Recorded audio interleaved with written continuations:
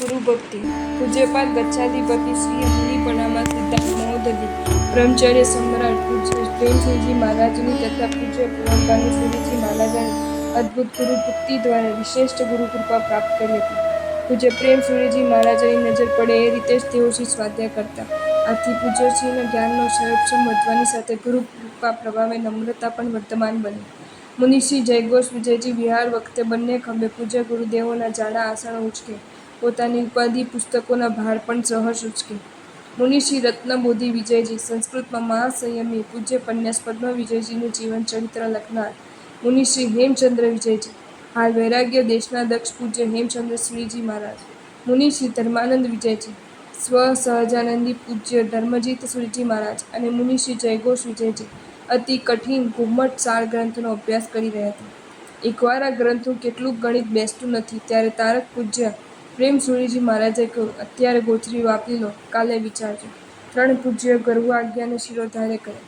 બીજા દિવસે 2 જ મિનિટમાં ગણિત બેસી ગયા. પૂજ્ય પ્રેમ સુરીજી મહારાજા માટે પૂજ્ય ગચ્છાધિપતિશ્રીના હૃદયોદ્ગાર. આ મહાપુરુષ 5મા આરામાં થયા હતા છતાં ચારિત્ર્ય, જ્ઞાન, સરળતા વગેરે ગુણોથી ચોથા આરાની ઝાંખી કરાવતા હતા. એમના નામ સ્મરણથી જે આરાધનાની તમન્ના હોય તે આરાધના સાહજિક સિદ્ધ થાય. પૂજ્યશ્રીએ પોતાના પિતા મુનિ પૂજ્ય ધર્મઘોષ વિજયજીની પણ અદ્ભુત ગુરુ ભક્તિ વર્ષો સુધી કરી હતી. પિતા મુનિ માટે સાંજે ગોચરીમાં કઢી, દૂધ બંને લાવે. પિતા મુનિ જે સમયે જે રુચિ હોય તે વાપરે. પૂજ્યશ્રીને દૂધ શરીરને અત્યંત પ્રતિકૂળ છતાં પિતા મુનિ જ્યારે દૂધ ન વાપરે ત્યારે અમૃત માણીને પૂજ્યશ્રી વાપરી લે.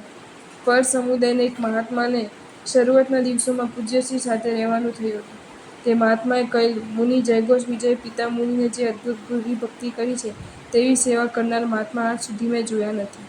પૂજ્ય હરિકાંત સુરીજી 3 ગુરુદેવોના પૂજ્ય પ્રેમ સુરીજી મહારાજ, પૂજ્ય ભુવન ભાનુ સુરી મહારાજ, પિતા મુનિ વર્ષો સુધી સમર્પણ ભાવપૂર્વક નિસ્વાર્થ ભાવે પૂજ્ય ગચ્છાધિપતિશ્રીઓએ અજોડ સેવા ભક્તિ કરીને અમુક ગુરુ કૃપા પ્રાપ્ત કરી છે. પૂજ્ય પ્રેમ સુરીજી મહારાજે એકવાર મુનિ જયઘોષ વિજયને બીજા મહાત્માઓની સાથે જોગમાં બેસવાની ના પાડી ત્યારે પૂજ્યશ્રીએ તહતથી કહ્યું. છેલ્લે જોગમાં બેસવાની સંમતિ આપી તો પણ તહતથી કહ્યું. વિશ્વહિતચિંતક પૂજ્ય આચાર્ય રત્નસુંદરજી મહારાજે પિતા મુનિના નાદુરસ્ત સ્વાસ્થ્ય વખતે બધા જ કાર્યોને ગૌણ કરીને પૂજ્યશ્રીએ કરેલી ગજબના ગુરુ ભક્તિ મેં ખુદે સગી આંખે નિહાળી છે. પિતા મુનિની શાતા સમાધિમાં નિમિત્ત બનવા પૂજ્યશ્રીએ ગોચરીની અવગણના કરી, આરામને તિલાંજલિ આપી. ધીમા પગલે ગરમીથી લાલચોળ થઈ ગયેલ મુખે દાડો બગલમાં રાખીને પૂજ્યશ્રીએ પિતા મુનિ સાથે પ્રસન્નતાથી વિહાર કરતા નિહાળવાનું પરમ સદભાગ્ય મને પ્રાપ્ત થયું છે. વિક્રમ સંવત 2010ની સાલ પૂજ્ય પ્રેમ સુરીજી મહારાજ સાથે પૂનાથી મુંબઈ તરફ પૂજ્યશ્રીએ વિહાર શરૂ કર્યો. મુનિ જયઘોષ વિજય દેહરૂઢમાં તાવ હોવાથી આરામ કરી રહ્યા હતા. પૂજ્ય પ્રેમ સુરીજી મહારાજે એકાસનું કરીને સ્થળાંતર ભૂમિ જવા રવાના થયા. પૂજ્ય પ્રેમ સુરીજીએ પાછા ઉપાશ્રય આવવાને બદલે સ્થળાંતર ભૂમિથી આગળ વિહાર કરવાનો નિર્ણય કરીને મુમુક્ષુ સાથે ઉપાશ્રયમાં સમાચાર મોકલ્યા. પૂજ્ય ગુરુદેવશ્રી એકલા હોય તો કેમ ચાલે?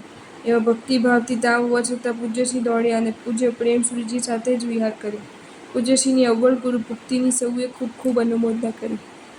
પૂજ્ય ગચ્છાધિપતિશ્રી સાધુઓને હિત શિક્ષા, ગ્રહસ્થોને જેમ દૂરવાળા પ્રત્યે પ્રેમ, નજીકવાળા પ્રત્યે અણગમાનો ભાવ કે ઉપેક્ષાનો ભાવ હોય તેમ આપણને પણ પૂર્વે થઈ ગયેલા મહાપુરુષોનું આકર્ષણ, આપણી સાથે રહેલા મહાપુરુષો પ્રત્યે અપેક્ષા, અલ્પ સદ્ભાવનો ભાવ થવો સંભવ છે.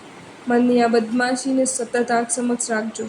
સુંદર સંયમ જીવન જીવવા વર્તમાન ગુરુદેવોની આજ્ઞાને જ પ્રાધાન્ય આપજો.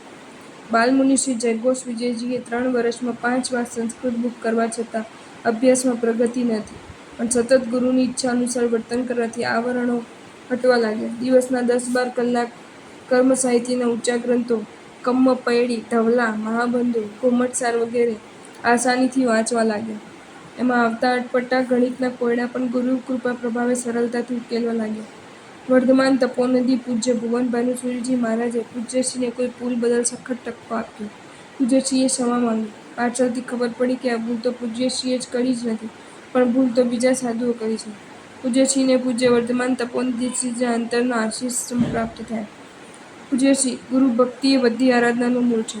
તેથી જ ગુરુ ભક્તિથી બધા પ્રકારના ધર્મના અનુબંધો પડે. ગુરુ સર્વ ધર્મના પ્રેરક છે. ગુરુ જ વર્તમાનમાં ભગવાન અને માર્ગદર્શક છે. ગુરુ એ જીવંત પરમાત્મા છે. મૂર્તિ સ્વરૂપ ભગવાનની ભક્તિ પણ જીવંત ભગવાન સમાન ગુરુની ઉપેક્ષા કરીને કરવામાં વિશેષ કિંમત નથી. જીવંત ભગવાન સ્વરૂપ ગુરુ તરફ સાદર સમર્પણ ભાવ એ પરમાત્માની ભાવ પૂજા છે. ગુરુના ખોટા પણ ઠપકાને સહન કરનાર ગુરુ પ્રત્યે બહુમાનને સૂચિત કરે છે.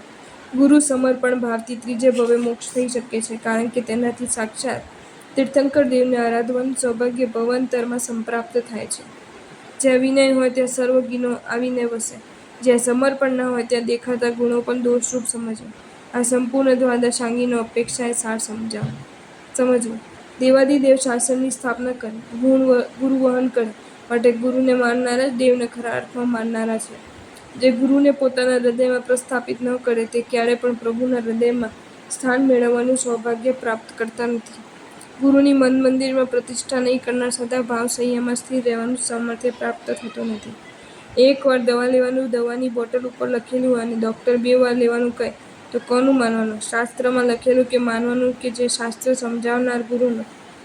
કયા નંબરના ચશ્મા પહેરવા એ નિર્ણય એના નિષ્ણાત પાસે થાય. શું ભણવું, શું આચરવું એનો નિર્ણય જ્ઞાની ગુરુ ભગવાન પાસે કરાવી એ મુજબ કરીએ તો જ લાભ થાય. ગમે તે ભણવાથી કે ફાવે તેમ આચરવાથી લાભ થવાને બદલે નુકસાન થયા વિના ન રહે. જો તમને આ વિડીયો ગમ્યો હોય તો આ વિડીયોને લાઇક કરો અને શેર કરો, અને આવા જ નવા વિડીયો જોવા માટે જૈન ફેક્ટ્સ એન્ડ સ્ટોરીઝની ચેનલને સબસ્ક્રાઇબ કરો. ધન્યવાદ.